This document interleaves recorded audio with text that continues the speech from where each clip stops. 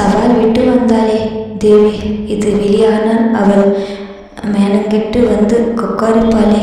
அது மட்டுமா, விஷயம் தெரிந்தால் இந்த வீட்டானார் இங்கே தங்க விடுவார்களா? அதெல்லாம் இருக்கட்டும், ஒரு உலகம் எப்படியும் போகட்டும். செல்வியின் கதி என்னாகும்? அவள் திரும்பி வரமாட்டான் என்பதை அவள் தாங்குவாளா? நிச்சயமாக மாட்டாள். மடியில் கிடந்த தங்கையை பார்த்தாள். ஆண்டு காலத்துக்கு முன் அத்தை வீட்டில் இதே போல் அவள் இருந்தது நினைவு வந்தது. அந்த வேதனையை நிவர்த்தி செய்ய தேவியால் முடிந்தது. ஆனால் இதையும் நிவர்த்தி செய்வதே ஆக வேண்டும். தேவி உறுதியுடன் நிமிர்ந்தாள். மறுநாள் செல்வியிடம் அந்த 2 சாட்சிகளின் முகவரியையும் பெற்றுக்கொண்டாள். உடம்பு சரியில்லை என்று அலுவலகத்தில் அறிநாள் விடுமுறை பெற்றுக்கொண்டாள். முதல் முகவரிக்கு சென்றாள். அங்கே கிடைத்தது பெரிய ஏமாற்றம். அந்த பங்களாவில் யாரும் இல்லை. பக்கத்தில் விசாரித்தாள். அந்த வீட்டில் முன்பு குடியிருந்தவர்கள் காலி செய்து விட்டார்களாம். அந்த வீட்டு பையன் அமெரிக்கா போய்விட்டானாம். வீட்டுக்காரர் வீட்டை பழுது பார்ப்பதால் இன்னமும் புதிதாக யாரும் குடி வரவில்லையாம். எந்த கிராமத்துக்கு போயிருக்கிறார்கள் என்று தெரியாதாம். பையன் அவன் வாஷிங்டனிலே நியூயார்க்கிலோ எங்கே இருக்கிறானாம். அடுத்த இடம். அங்கே பையனின் பெற்றோர்கள் இருந்தார்கள். அவர்கள் பையன் கொல்கத்தாவுக்கு பெரிய வேலை கிடைத்தது போய்விட்டதாக பெருமையுடன் சொன்னார்கள். அவன் விலாசம் வேண்டும் என்றாள் தேவி. அவ்வளவுதான். அந்த பெரியவர்களின் போக்கே மாறிவிட்டது. தேவியை ஏற இறங்க ஒரு மாதிரி பார்த்தார்கள். நன்றாக சம்பாதிக்கின்ற பையன் என்றால் எல்லா பெண்களுக்கும் என்னென்னமோ ஆசை வந்து விடுகிறதாம். காலி முந்தி விட்டதாம். பெண்கள் கெட்டு விட்டார்களாம். என்ன தைரியம் இருந்தால் அவர்களிடமே மகர்கள் கேட்பாள். ஒருத்தி இப்படி இன்னமும் ஏதேதோ பேசினார்கள். தேவியை பேசவே விடவில்லை. கடைசியில் காதை பொத்தி கொண்டு தேவி வந்துவிட்டாள்.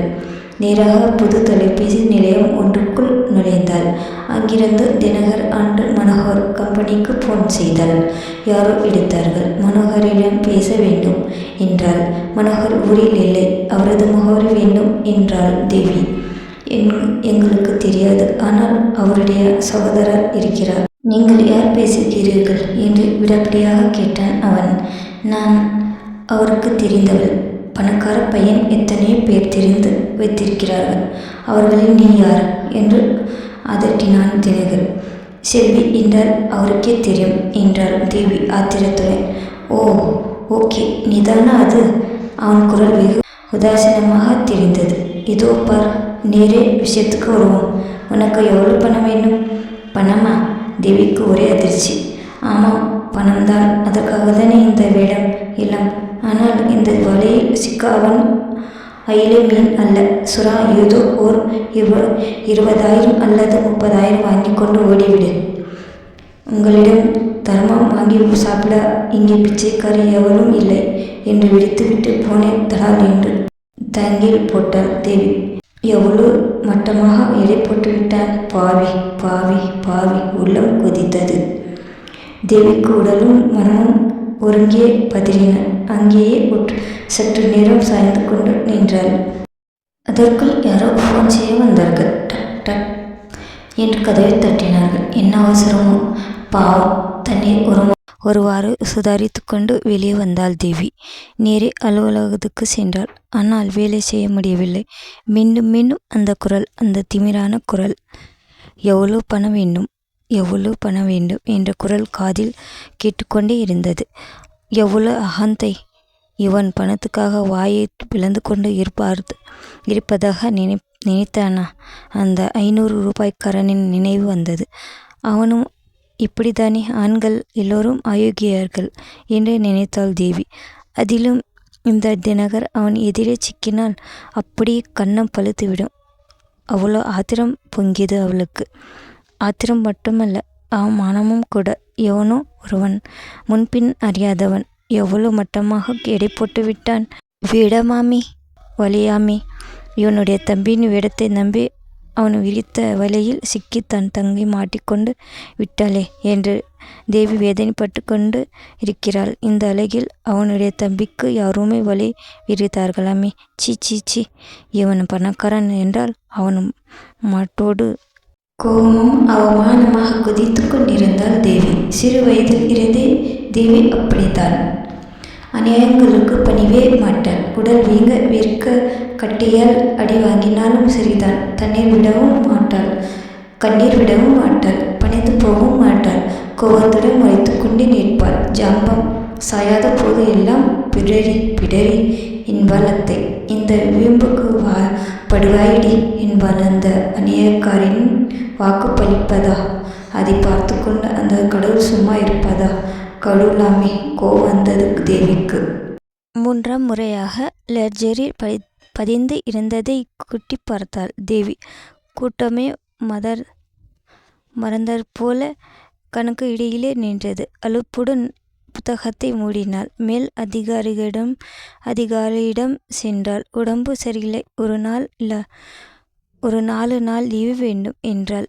தேவி அனாவசியமாக விடுமுறை கேட்டது இல்லை. எனவே சரி என்று அனுப்பினார் அந்த அதிகாரி. அத்தை வீட்டில் ஆத்திரம் வரும் போதெல்லாம் வைகை கரையோரம் நடப்பாள் தேவி. இன்றும் கால் வலிக்கும் மட்டும் நடந்தாள். எதிரே ஒரு பூங்கா தெரிந்தது. உள்ளே சென்றாள். சற்று நேரம் கண்களை இறுக மூடிக்கொண்டு அசையாமல் அமர்ந்தாள். மெல்ல மெல்ல ஃபோன் பேச்சிலிருந்து மனம் விடுபட்டது. உடனடி பிரச்சனையில் கவனம் சென்றது. எழுந்தாள். நேரே டாக்டர் சச்சின் மருத்துவமனையை அடைந்தாள். மற்ற வேலைகளை விட்டுவிட்டு தேவியிடம் வந்தாள். சச்சி, என்னம்மா என்று பரிவுடன் விசாரித்தாள். தேவி நடந்ததையெல்லாம் ஒப்பித்தாள். முக்கியமாக அந்த அண்ணன்காரனின் திமிரை பற்றி மறக்காமல் சொன்னாள். அவன் யார் என்று விசாரித்தாள் சச்சி. தேவி சொன்னாள். ஓ, அந்த தினகரா? கஷ்டம்தான் என்று பெரும் மூச்செறிந்தாள் சசி. எனக்கும் அப்படித்தான் தோன்றியது சசிகா. முன்பின் அறியாதவன் முதன்முறையாக பேசுகிறேன். என்னிடமே எவ்வளவு திமிரோடு பேசுகிறான் பாருங்களேன். இவனையெல்லாம் வாளை ஒட்ட நறுக்க வேண்டும் அக்கா. நடு தெருவில் வைத்து சுட வேண்டும் என்று படபடத்தாள் தேவி. சரி, உதட்டை கடித்துக்கொண்டு சற்று நேரம் பேசாது இருந்தாள் தேவி. அந்த தினகர் பிடிவாதக்காரன் என்று கேள்விப்பட்டு இருக்கிறேன். பெண் விஷயத்தில் கூட அவ்வளவு நல்லவன் இல்லை என நினைக்கிறேன். சமீபத்தில் கூட ஒரு பெண்ணோடு சுற்றி கொண்டு இருந்தான். அண்ணனைப் போல தம்பியும் இருக்கிறான். இனியும் செல்வியையும் அவளுடைய காதலனையும் சேர்த்து வைக்க முடியும் என்ற நம்பிக்கை எனக்கு இல்லை. எனக்கு அந்த நம்பிக்கை முதலிலே இல்லை அக்கா என்று குறுக்கிட்டாள் தேவி. சசி தொடர்ந்தாள். இனி அவமானம் வராமல் இருக்க அந்த வழியை கையாள வேண்டியதுதான். எவ்வளவு காலமாக அது பாவம் என்று நினைத்தேன். ஆனால் செல்வியின் மானம், உங்கள் எதிர்காலம் எல்லாவற்றையும் எண்ணி பார்க்கும்போது சும்மா இருப்பது தான் பாவம் என்று தோன்றுகிறது. உனக்கு புரிகிறது அல்லவா? தலையை ஆட்டிவிட்டு சற்று நேரம் பேசாமல் இருந்தாள் தேவி. பிறகு, அக்கா, செல்வி அந்த மனோகரனை இன்னமும் நம்புகிறாள் என்று சம்மதிப்பாள் என்று தோன்றவில்லை என்றாள். வேறு வழியே இல்லையே தேவி. அவளிடம் எல்லாம் சொல், அல்லது இங்கே அழைத்து வா, நானே சொல்கிறேன். சரி என்று விடைபெற்று சென்றாள் தேவி. சென்ற வேகத்திலே மீண்டும் திரும்பி வந்தாள். அவள் அதற்குள் சசியிடம் நோயாளிகள் நிறைய பேர் வந்து காத்திருந்தனர். சசிகா, என்னால் உங்கள் வேலை கிட வேண்டாம். நீங்கள் நோயாளிகளை எல்லாம் அனுப்பிவிட்டு வாருங்கள். எங்கள் ராமாயணம் பாரதம் எல்லாம் பிறகு படிக்கலாம் என்று சசின் தோட்டத்திற்குள் சென்று விட்டாள் தேவி. தன் ஆத்திரம் தீர குறுக்கும் நெடுக்குமாக நடையாய் நடந்தாள். உடல் கலைத்ததோ தவிர உள்ளம் அமைதி பெறவில்லை. வெகு நேரம் கழித்து டாக்டர் சசிரேகா தன் வேலையை முடித்துக்கொண்டு தேவி அழைத்தாள். வந்ததும் வராதுமாக, அக்கா, நாம் நினைப்பது போல் ஒன்றும் நடக்கப் போவதில்லை. இந்த கதை முடிந்தது. இந்த கதை தொடரும். கதை பிடிச்சிருந்தா சப்ஸ்கிரைப், லைக், ஷேர், சப்போர்ட் பண்ணுங்கள். இன்னொரு கதையில் சந்திக்கலாம். தேங்க்யூ ஃபார் வாட்சிங்.